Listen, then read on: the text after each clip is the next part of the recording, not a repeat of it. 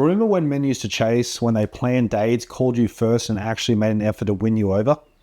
If you feel like that doesn't happen anymore, don't skip this video. A lot of women tell me, Jake, men just don't chase. They just don't chase like they used to, yeah? But here's the truth. Chivalry isn't dead. The problem is the dynamic. And today I'm going to show you exactly how to shift it so men want to pursue you again.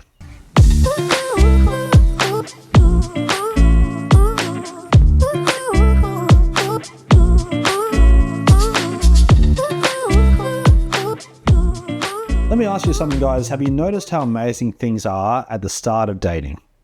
He's texting every day, planning dates, calling just to hear your voice, and then suddenly it starts to slow down.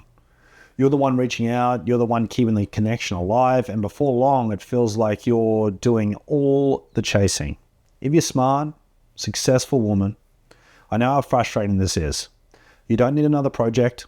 You don't want to be the one pulling teeth just to feel chosen. What you really want is a man who steps up, leads, and makes you feel valued. So I'm going to explain exactly why men stop chasing, and more importantly, how you can flip the dynamic so the right man actually pursues you naturally, without games, without begging for attention, and without shrinking yourself to make it work. Why men pull back when women chase first? When you're the one always texting first, planning the date, or making the effort, men stop trying. Not because they're lazy, but because you've removed the challenge. Men are wired to pursue. If they don't feel that, they relax into a passenger seat and let you do all the work. Sarah, 37. When I first started dating Matt, he was relentless. He called every day, planning dinners, and even sent flowers to the office. I honestly felt like a queen. Fast forward 7 months and it feels like the roles have reversed. I'm the one texting him first, suggesting weekends away and making sure we spend time together. If I don't, we barely see each other. He'll say, oh, I've just been busy, but he wasn't too busy before. I feel like I'm chasing him now and it's exhausting. Did I do something wrong or did he just lose interest? Sarah, it's a whole bunch of things. The masculine and feminine energy is throwing it off a little bit. You want to use more feminine energy and more feminine communication to raise the attraction, to create more chase so he actually wants to see you. That's really the key. Feminine energy and feminine communication. I know it's tricky, but it's important you do that right. You got to do it step by step, and feminine communication is about talking to a man in a way which inspires him to want to listen and do what you want to do. So it's very inspirational, it's very motivational. It pushes him into a masculine, decisive type mindset. It can be tricky. The difference between interest and over pursuing, there's nothing wrong with showing interest, smile, reply to his text, say yes to plans, but there's a big difference between showing interest and chasing. Interest is letting him know the door is open. Chasing is holding the door open, waving your arms, and begging him to walk through it. That kills attraction, guys. All right, Emma, 34. Am I giving too much too soon? I've been dating a guy for 3 months and I realize I'm putting in way more effort than he is. I bought him little gifts, cooked dinners at his place, rearranged my schedule to see him. Meanwhile, his version of effort is texting me, what are you doing at 10 p.m. and expecting me to come over. I want to feel valued, but it feels like I'm investing in someone who's barely trying. Do men not notice this imbalance? Or do they just take advantage of women who gives too much too soon? I don't want to play games, seeing who cares less or play it cool. Ideally, Emma, what you should say in this situation is you should start pushing him to do more stuff, right? So you say stuff like, hey, honey, I would love if you took me on a nice date this weekend. I wish you'd plan, I love if you plan something epic this weekend for us to do. Like start pushing him in that way. And that's one great example of feminine communication where you're pushing him to be and do more. So in that way, Emma, I want you to be a little bit more high maintenance in a funny way. How independence can kill the chase if not balanced. Strong independent women often say, I don't need a man. Well, that might be true. When it comes to dating, if you can carry that energy, men feel like there's no space for them. They want to add you to your life, not fight to be in it. Independence is sexy, but warmth and receptivity are what sparks the chase. Michelle, 42. Divorced with a great career. I've worked hard to build a life where I don't need anyone, and I'm proud of that. I thought men like women who had their lives together, but here's the issue.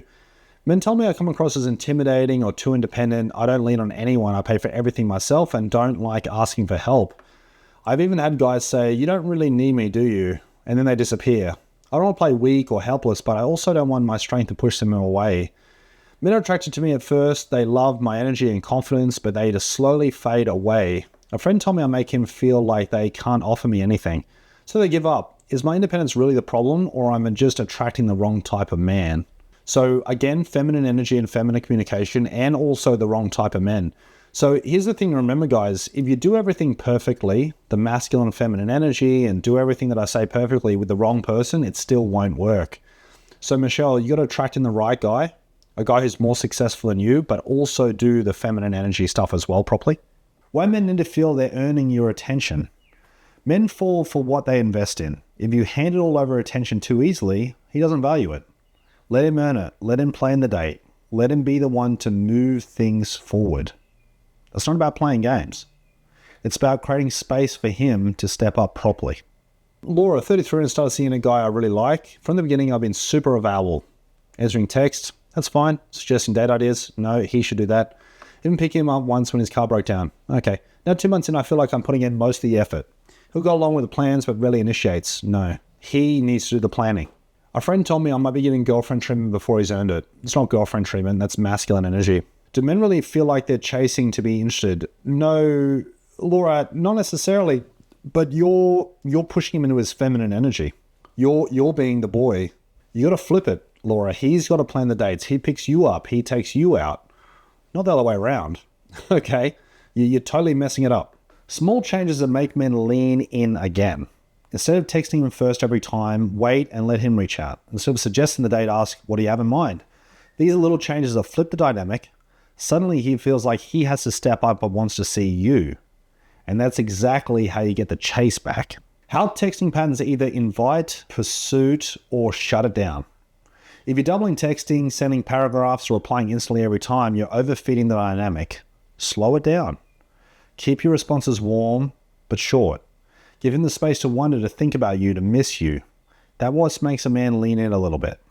Okay, Melissa, 37. I've been seeing a guy for 2 months, and I worry I might be smothering him with texting. If he sends a short message, I'll reply a paragraph. Yeah, try to make it reciprocal. So the same energy, the same amount. I don't play games, but I want someone to chase. So I kill a chase by making myself too available.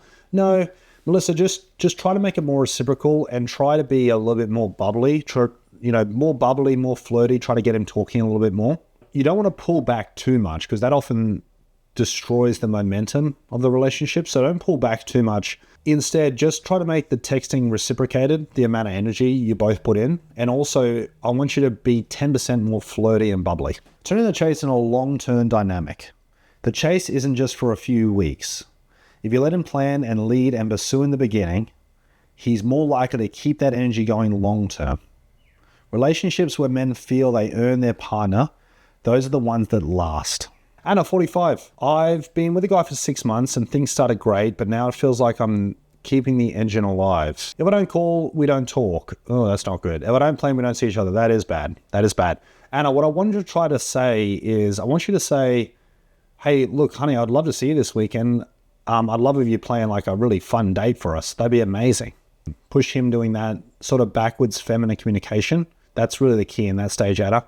Masculine and feminine energy, guys, is such a big part. All of these cases, if you guys master the art of pushing a man into his masculine energy, it will solve a ton of these issues, absolute ton of these issues. So if you're sitting there wondering, why don't men chase anymore? Ask yourself this, am I leaving space for him to? Attraction isn't about playing hard to get, it's about balance. Show him the door is open, but let him walk through it. That's how you bring back the chase. Start seeing yourself as a prize and not the pursuer, and watch how the dynamic changes. If you want more guidance and personalized strategies, check out maddockcoaching.com. Let's make sure you're never chasing what you deserve.